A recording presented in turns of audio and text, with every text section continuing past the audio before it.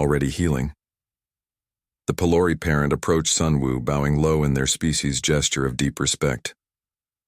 "Our family owes you a debt," the Pelori said, voice musical through the translator. "We have nothing to offer but our gratitude," Sunwoo smiled, a genuine expression this time. "No debt. Anyone would have done the same." "No," the Pelori said firmly.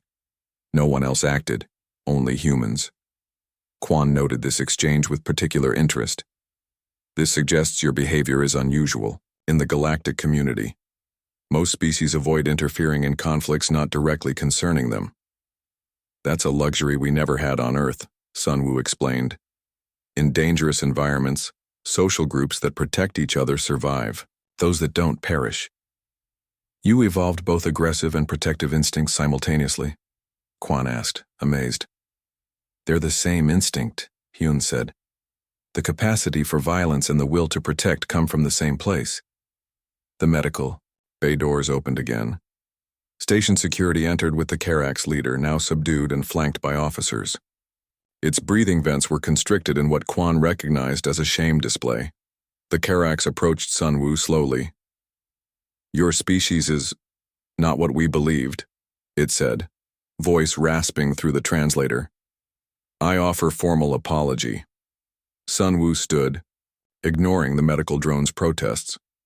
Despite being half the Karax's size, she somehow appeared the more dominant presence. "Apology accepted on one condition," she said. "You leave the Pelori family alone."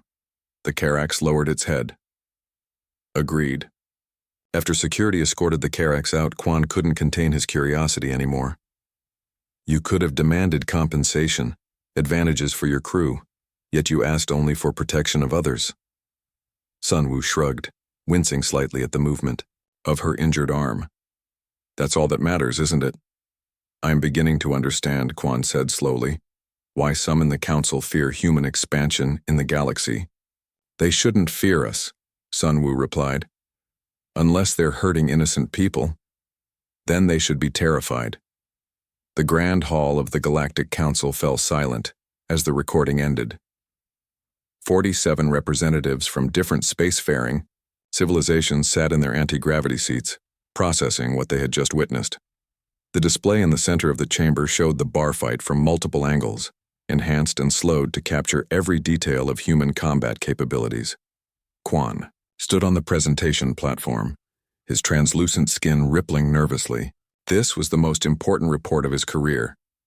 "As you have seen, honored council members," he continued, "humans possess combat abilities far beyond what their physical form suggests. Council Leader Tech, an ancient being with crystalline features, leaned forward. Your analysis suggests they are more dangerous than previously classified." "Yes and no," Quan replied. "They are dangerous in ways we did not anticipate, but perhaps not in ways we should fear." He activated another hologram showing Captain Sunwoo's crew departing the station. Several Pelori families were gathered near their ship, offering small gifts. 3 days after the incident, the humans left the station, Quan explained. The Pelori community presented them with traditional protection charms. 2 Pelori families even requested passage on their vessel. "They seek human protection?" asked a representative from the Malorian collective, their tentacles waving in surprise. "Exactly," Quan said. "This is the most fascinating aspect of human violence. It is almost always protective in nature." He displayed new statistics on the viewing screen. Since humans began traveling regularly through the Cygnus sector, piracy has decreased 60%. Karax raids have all but disappeared from major trade routes. "Because they fear human reprisal?" asked another council member. "Partly," Quan acknowledged, "but also because humans have begun offering protection services to smaller trading vessels." "Council," Leader Tech's crystalline face sparkled with concern. "Are they establishing a protection racket? Demanding payment for safety?" "No," Quan said firmly. "That's what makes them unique. They often provide protection without compensation. Their ship logs show 17 instances where they diverted course to respond to distress signals from non-human vessels." The council chamber buzzed with discussions in 100 different languages. Quan waited patiently until Tech restored order. Your recommendation, xenoanthropologist Quan? Tech asked. Integration, not isolation, Quan answered without hesitation. Humans are dangerous precisely because they choose when to be dangerous, and they most often choose to protect rather than harm. He displayed Captain Sunwoo's medical records from the incident. Note how she sustained serious injury, yet continued fighting with increased efficiency. But also note that none of the Karax suffered fatal wounds despite the humans' clear ability to inflict them. A representative from the Dral hegemony, HFY warlike species themselves, raised an appendage. You suggest using humans as peacekeepers? They already are, Quan replied, without our direction or approval. 3 trading guilds have begun hiring human security teams. The effect on regional stability has been immediate and positive. He showed a final recording, Captain Sunwoo in the medical bay speaking to him. That's all that matters, isn't it? Her recorded voice asked. Quan turned off the display. Humans evolved both as predator and prey simultaneously. They possess the aggressive capabilities of hunters, but the cooperative defense mechanisms of the hunted. This combination should be evolutionary impossible, yet it defines them. The chamber was quiet as the council considered his words. What about their history of internal violence? Asked Tech.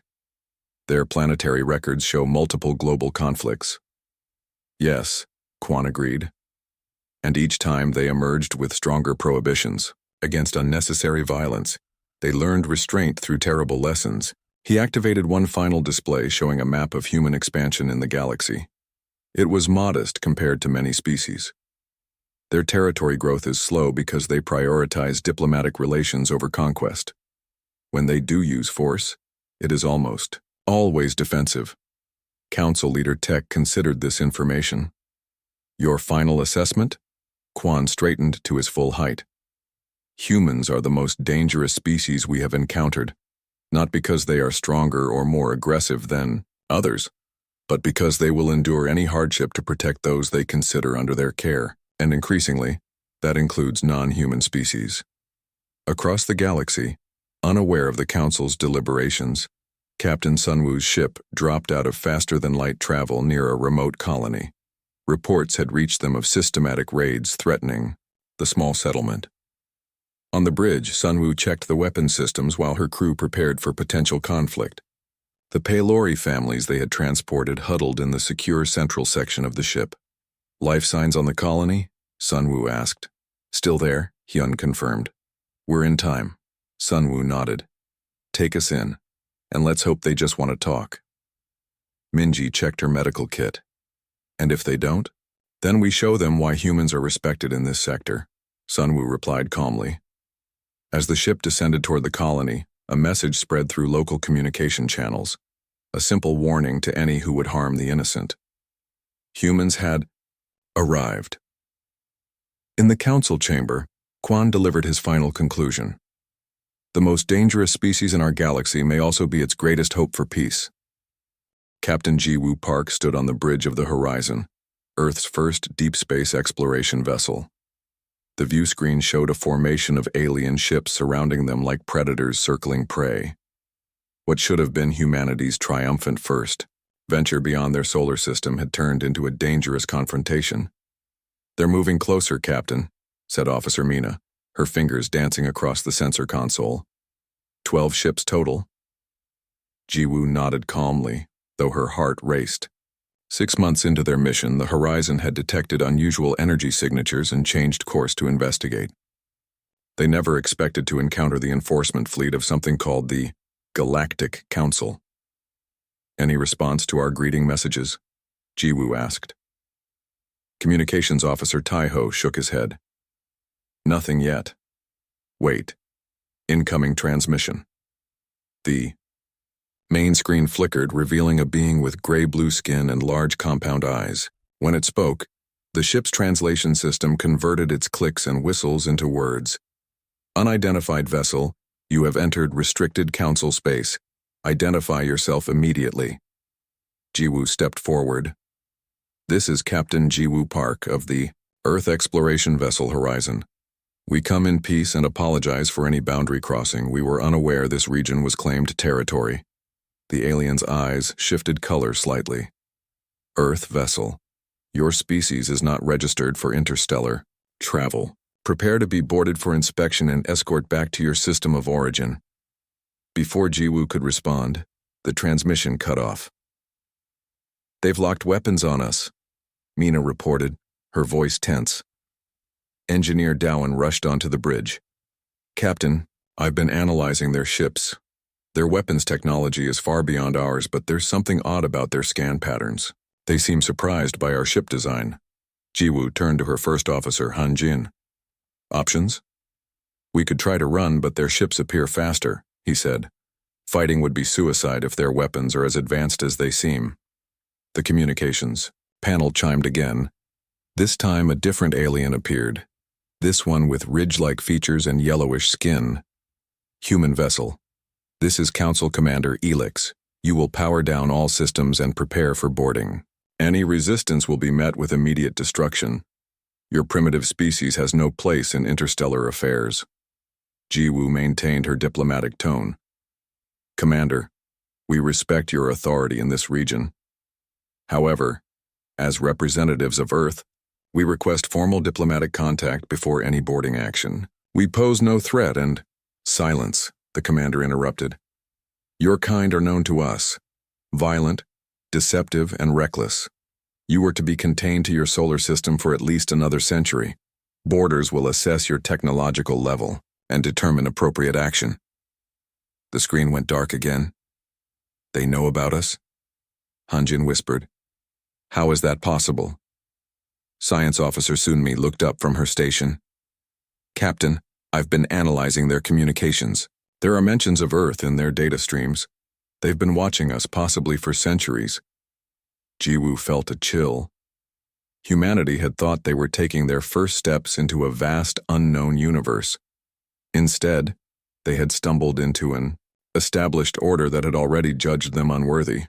"Their shuttle is approaching," Mina warned, "and 4 ships have moved to blocking positions." Jiwoo made her decision. "Activate defense protocols. Minimal power only." The crew looked at her in shock. "Captain," Hanjin cautioned, "the defensive systems haven't been tested in actual combat, and I hope we won't need them," Jiwoo replied.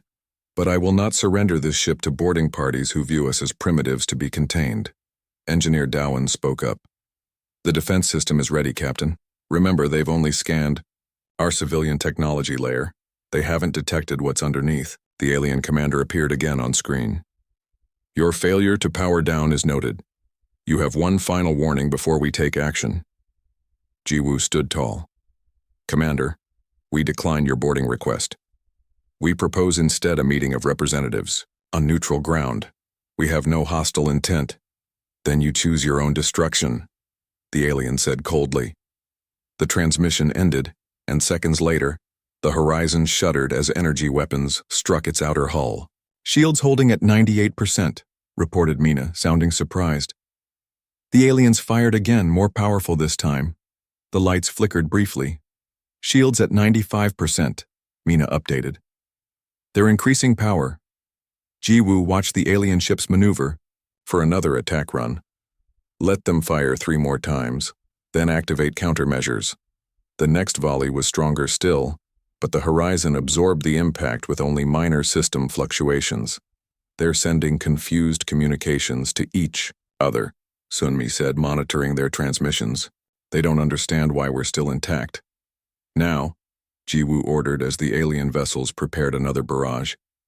"Show them just enough to make them reconsider." The horizon's hidden defense system activated. Precise energy beams lanced out, disabling the weapons on 2 alien ships without destroying them. The bridge fell silent as they watched the alien fleet suddenly break formation in confusion. "They're backing off," Mina said in disbelief. Jiwoo nodded grimly. "And now the real first contact begins." The Galactic Council fleet regrouped at a safe distance from the horizon. On the bridge, Captain Jiwoo Park watched the alien ships with growing concern. What had started as a peaceful exploration mission had become a standoff that could change humanity's future. "They're forming a new attack pattern," reported Officer Mina, her eyes fixed on the tactical display. 8 vessels, coordinated approach. Engineer, Dowan entered the bridge, data tablet in hand. Captain, I've analyzed their weapons fire. Their technology is advanced, but their tactics are predictable, almost like they haven't faced real combat in centuries. Or they're used to enemies that surrender immediately, suggested First Officer Hunjin. Jiwoo nodded. That would explain their shock when we survived their first attack. The communications panel lit up.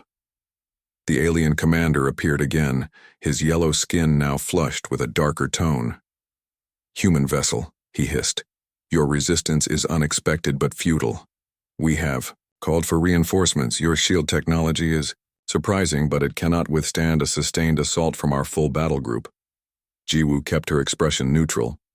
Commander, this conflict is unnecessary. We are an exploration vessel, not a warship. We simply wish to return home with news of our contact. Lies, the commander spat. No exploration vessel carries weapons capable of disabling Council ships. You will surrender or be destroyed. The transmission cut off abruptly. They're moving in again, Mina warned. More coordinated this time. Science. Officer Sunmi called from her station. Captain, I've decoded more of their communications. They've been observing Earth for at least 300 years. They have monitoring stations in our outer solar system. A heavy silence fell over the bridge. The revelation that humanity had been watched, judged, and contained changed everything. Why keep us isolated? Hunjin wondered aloud. Fear, answered Intelligence Officer Jinwoo, speaking up for the first time. He had been quietly analyzing the alien transmissions. According to their communications, humans adapt too quickly, solve problems too creatively. Several Council species believe we would destabilize their power structure if allowed into the wider galaxy. The ship shuddered as new attacks struck their shields. Shields at 85%, reported Mina. They're using a different weapon type now. Adapt countermeasures, ordered Jiwoo. Minimal defensive fire only. Target weapon systems, not life support. The Horizon responded, its hidden defense systems firing precise bursts that disabled the weapons on 3 more alien ships without destroying them. Their fleet is pulling back again, Mina said, sounding surprised. Jinwoo looked up from his console. Captain, I've found something interesting. The Council isn't unified in their approach to us. 3 of the 12 member species argued against the containment policy. They wanted open contact with humans. So we might have allies we don't know about, Jiwoo mused. The ship's AI interface, area, activated on the main view screen. Captain, I have completed analysis of Council communication protocols. I can now access their information network without detection. Jiwoo hesitated only briefly. Do it. We need to understand what we're facing. Minutes passed as Arya searched through the alien data. Meanwhile, the Council ships maintained their distance, clearly reassessing their approach. Data retrieval complete, Arya announced. The Council has maintained observation posts near Earth since 1726. They have classified humans as a high-potential, high-risk species. Their containment protocol was scheduled to last until 2150, after which limited contact would be permitted under strictly controlled conditions. They planned our future without our knowledge, Hunjin said, his voice tight with anger. There's more, Arya continued. The current enforcement fleet commander has specifically requested permission to destroy the Horizon rather than risk human technology reaching Earth. The communications panel lit up again. This time, a different alien appeared, one with smooth blue skin and large, expressive eyes. Human vessel, I am Sub-Counselor Naran of the Kalari. I have been monitoring this situation. Not all Council members approve of the enforcement fleet's actions. If you can hold position for 6 hours, a senior diplomatic vessel will arrive. Before Jiwoo could respond, the transmission was cut off, replaced by the original commander. Any communication with Council members without proper authorization is forbidden, he snarled. Prepare for final engagement. The screen went dark. They're powering up all weapons, Mina reported. Her voice steady despite the danger. Much stronger energy signatures this time. Engineer Dowan stepped forward. Captain, we need to show them more of what we can do, or we won't last 6 hours. Jiwoo looked around at her crew, the first humans to encounter alien life, now fighting for their very right to exist among the stars. They had trained for first contact, for scientific discovery, for peaceful exchange of knowledge. None of them had expected to face extinction for daring to leave their solar system. "Full defensive measures authorized," she said firmly. "Show them why humans shouldn't be underestimated." The space around the horizon lit up with alien weapons fire.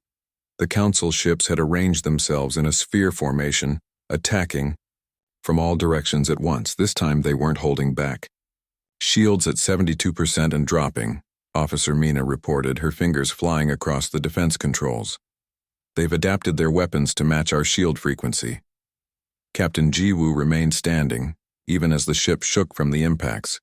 "How long until that diplomatic vessel arrives?" 4 hours and 37 minutes, First Officer Hanjin answered, checking the chronometer. Another hit rocked the ship. Warning lights flashed across multiple stations. "Shields at 65%. Mina updated. "We can't take this level of fire for 4 more hours." Engineer Dowan entered the bridge, his uniform stained with coolant fluid.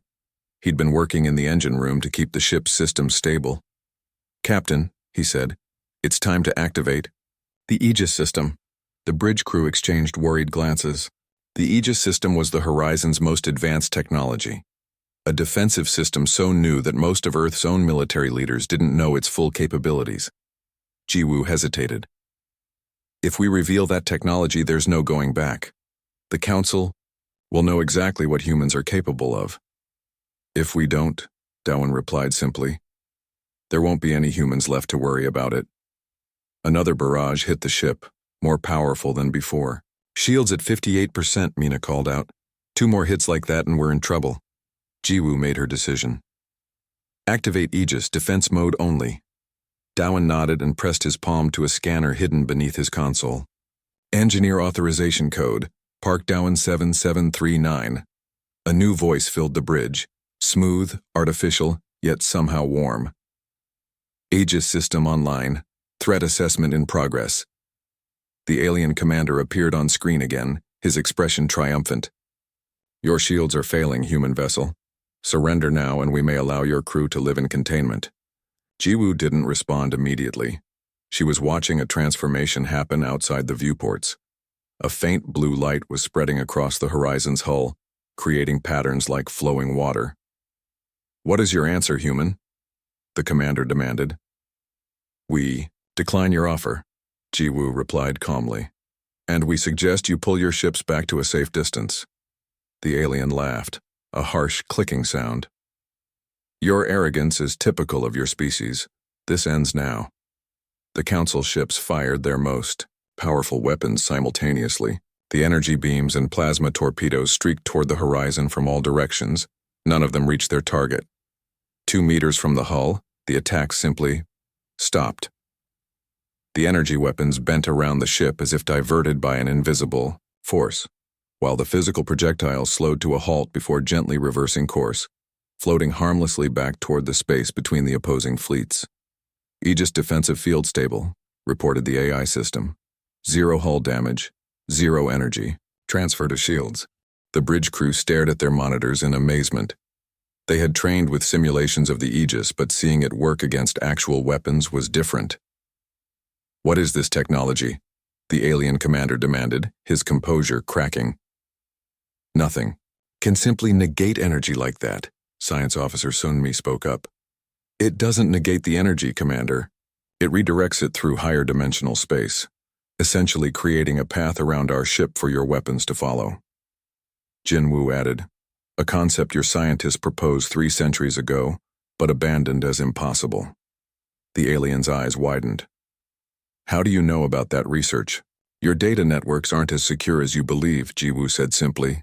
"We've learned much about the Council in the past hour." Another volley of alien weapons fire met the same fate, diverted harmlessly around the ship. "Your weapons cannot harm us," Jiwoo continued, "and we have not yet fired on your vessels. I suggest a ceasefire until the diplomatic team arrives." The commander's face twisted with rage. "This changes nothing. You are still a primitive species that has stolen or copied advanced technology you cannot possibly understand." Dowan laughed. "Stolen? The Aegis system is entirely of human design. We developed it because our physical bodies are fragile compared to many species. We need better protection because we can't survive in vacuum, extreme heat, or radiation like some life forms can. The alien commander fell silent, studying the humans with new intensity. "You created this technology yourselves?" he finally asked, his tone mixing disbelief with something new. Fear. "Yes," Jiwoo confirmed. "And the Horizon isn't even a warship. It's an exploration vessel with defensive capabilities. Our actual military ships would be considerably more robust." This was a carefully calculated lie. The Horizon was humanity's first and only interstellar vessel, and the Aegis system was a prototype. But the Council didn't need to know that.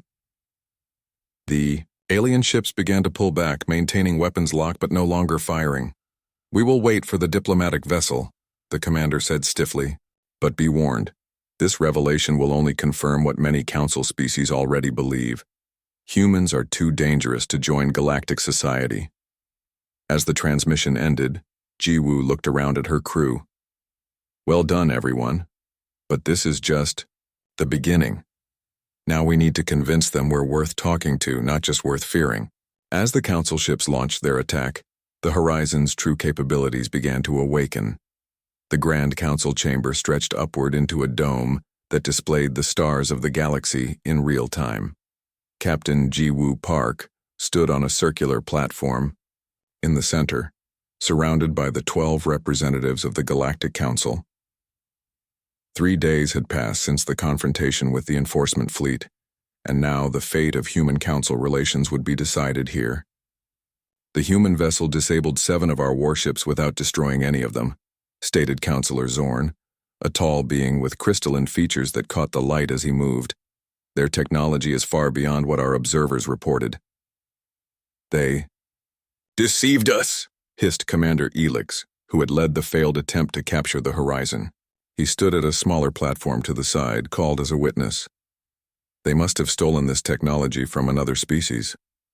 Jiwoo maintained her composure, despite the hostility radiating from several council members.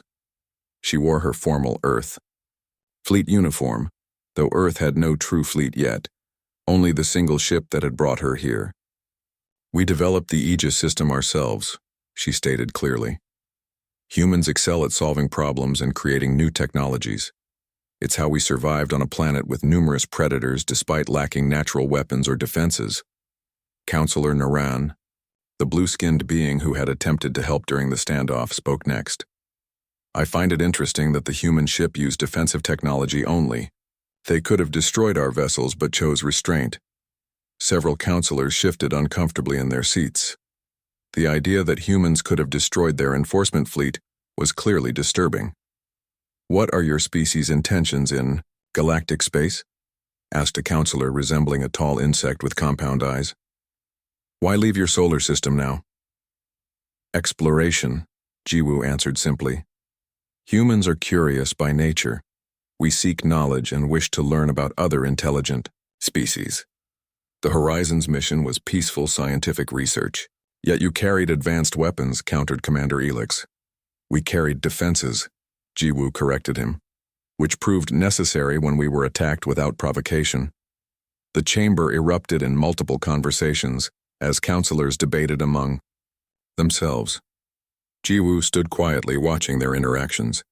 Intelligence Officer Jinwoo had briefed her on each species' known characteristics and political positions. She could see the divisions forming exactly as he had predicted. Finally, an elder councillor raised a hand for silence. He belonged to a species called the Viridian, one of the founding members of the council. His skin was a deep green and his eyes held wisdom accumulated over centuries. "Captain Park," he said, his voice gentle but powerful, "help us understand. How did your species advance so quickly?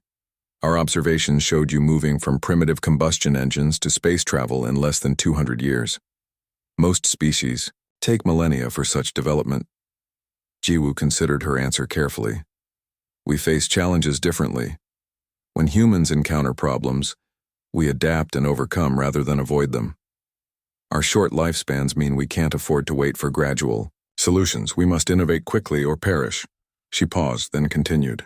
Our history is filled with conflict, wars that push technology forward at terrible cost. We learned to turn destruction into creation, to find peaceful applications for technologies born from conflict. The chamber grew quiet as the counselors absorbed her words. You speak of war as a positive force? Asked a counselor whose body appeared to be made of living stone. No, Jiwoo responded firmly. War is tragic, but humans learned from our mistakes. We evolved socially as well as technologically. The horizon represents our desire to grow beyond our violent past and join a larger community of intelligent beings. Counselor Zorn leaned forward. And if that community rejects you? If we order you to return to your solar system and remain there? Jiwoo met his gaze steadily. Then we would return, disappointed but not deterred. However, I must be honest, humans will continue to explore and expand regardless of the Council's decision. We would prefer to do so as friends rather than be treated as enemies. The subtle warning was not lost on the Council members. Several exchanged concerned glances. Disappointed but not deterred. However, I must be honest, humans will continue to explore and expand regardless of the Council's decision. We would prefer to do so as friends rather than be treated as enemies. The subtle warning was not lost on the Council members. Several exchanged concerned glances. This Council will deliberate, announced the Viridian Elder. You will be called when we reach a decision. As Jiwoo was escorted from the chamber, she noticed several counselors already forming smaller groups, engaging in heated discussions.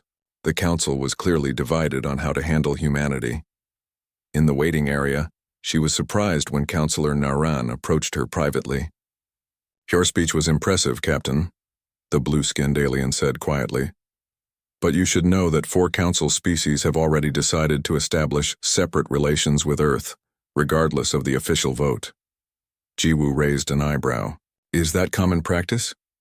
No, Naran replied with a small gesture that might have been a smile. But humans aren't the only ones who can adapt quickly when necessary. Some of us have been waiting centuries for a species like yours to challenge the status quo.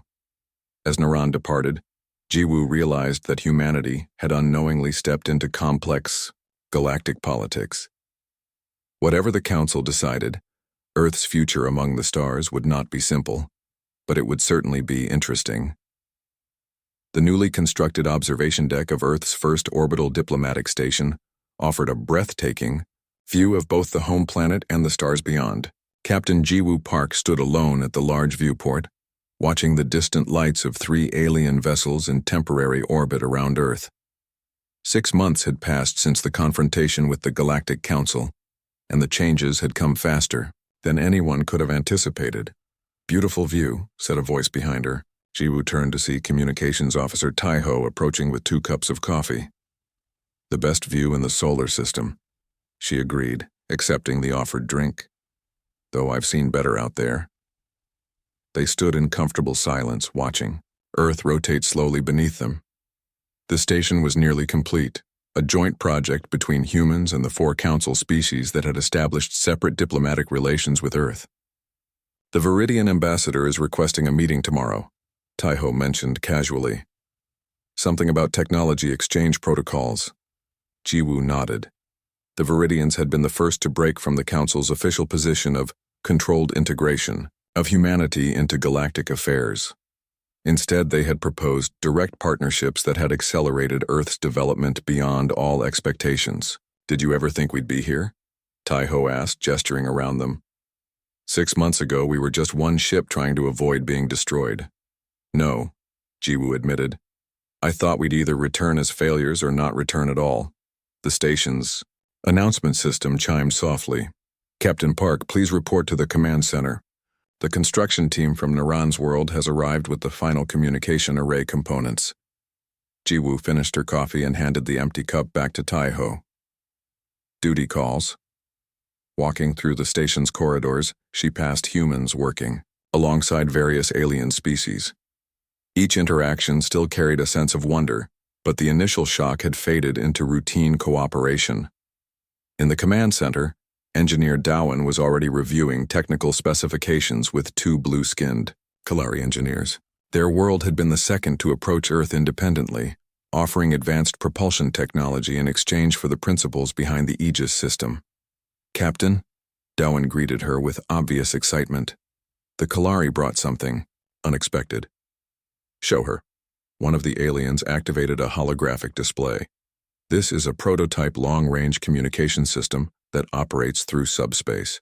With this installed, your station can contact any council world instantly, without the usual delays." "That's very generous," Jiwoo said, studying the schematics. "But such technology wasn't part of our agreement." The Kalari engineer made a gesture that Jiwoo had learned indicated amusement. "Consider it a gesture of goodwill, and perhaps practical self-interest. Several council species are still pushing for restrictions on human expansion. Better communication benefits those of us who prefer cooperation." The political undercurrents were clear. The Galactic Council remained deeply divided on the human question. While Earth had been granted limited recognition and probationary status, many council species still viewed humans with suspicion or outright fear. Later that day, Jiwoo met with Earth's newly formed Interstellar Affairs Committee in the station's conference room. The group included scientists, diplomats, and military leaders tasked with managing humanity's sudden thrust onto the galactic stage. "Construction of our second and third deep space vessels is ahead of schedule," reported Admiral Hyun, a stern woman who had been skeptical of alien cooperation until recently. "The Viridian shield technology integrates perfectly with our systems." "And the Council's response?" asked Jiwoo. "As expected," answered diplomat Minseo, who had spent the last 3 months on the Council homeworld. "Formal protest claims that accelerated human expansion violates the probationary agreement, but no actual threats of enforcement." "They're testing boundaries," Jiwoo observed. "Seeing how far they can push before we push back." "Like they've done with every emerging species for the past 1,000 years, Minseo agreed. "The difference is, most species accept the Council's authority without question." The meeting continued with updates on various projects. When it concluded, Jiwoo returned to the observation deck, finding it empty this time. Night had fallen over, the continent below, city lights tracing human civilization across the darkness. An alert tone sounded from her communication device. It was Intelligence Officer Jinwoo, who now led Earth's first dedicated alien research division. "Captain, we've decoded more of the historical council records," he said without preamble. "You need to see this.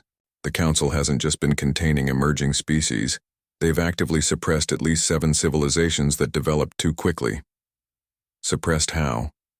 Jiwoo asked, though she feared she knew the answer. "Engineered conflicts, resource shortages, even biological agents to slow development," Jinwoo replied grimly. "Nothing so direct as military action, but the effects were devastating nonetheless." "Send the full report to my secure terminal," Jiwoo ordered. "And Jinwoo, keep this information limited to essential personnel for now." As she ended the call, Jiwoo looked back at the stars. The galaxy had seemed so full of promise when they first ventured into it. Now she understood it was also full of ancient politics, fears, and power struggles that Earth had stumbled into. "We'll find our way," she whispered to herself, watching as one of the alien ships moved into Earth's shadow. Humanity had survived its first contact with the wider universe, but the real challenges were just beginning. Whatever came next, Jiwoo knew one thing with certainty. Humans would face it as they always had, adapting, learning, and refusing to be limited by anyone's expectations but their own. Exchanged concerned glances.